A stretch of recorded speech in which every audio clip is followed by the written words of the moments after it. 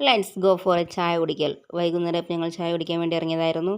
ഈ ഇളിയുടെ പിന്നിലെ കഥ പിന്നെ എപ്പോഴെങ്കിലും പറഞ്ഞുതരാം. അപ്പോൾ ഞങ്ങൾക്ക് ഇതിൽ ചായ വന്നു. ഇത് ശ്രീനാഥേട്ടൻ, ഈ പെരട്ട കൈ അമലിൻ്റെ കൈ. അപ്പോൾ ഇദ്ദേഹം ഓർഡർ ചെയ്തിട്ടുണ്ടായിരുന്നത് പഴനിറവായിരുന്നു. അതിൻ്റെ ഇടയിൽ കൂടെ വേറെ എന്തോ ഓർഡർ ചെയ്തു. കുറച്ച് കഴിഞ്ഞ് വരും പറഞ്ഞുതരാം.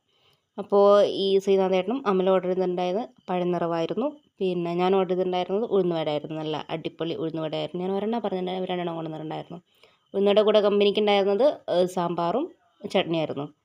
മോശം ഉണ്ടായിരുന്നില്ല. സാമ്പാർ എനിക്കത് ഇഷ്ടപ്പെട്ടില്ലെങ്കിലും ചട്നി എന്തായാലും അടിപൊളി.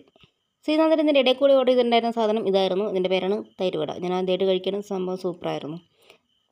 അങ്ങനെ കാപ്പി വരുന്നു, ചായ വരുന്നു, പലവെള്ളം വരുന്നു, എല്ലാം കൂടി ജഗപ്പൊക്കെ ഞാൻ എൻ്റെ ഉഴുന്നുവടയെല്ലാം തീർത്ത് ലാസ്റ്റ് വന്ന പീസ് തൈര് മുക്കി അടിച്ച് നല്ല സോപ്പ് സാധനം. അടുത്തത് ഞങ്ങൾ കാത്തിരിക്കുന്ന പൂരിക്ക് വേണ്ടിയിട്ടായിരുന്നു. നല്ല ആവി പറക്കുന്ന ചൂട് പൂരി വേണ്ടി ചേട്ടൻ വന്നിട്ടുണ്ടായിരുന്നു.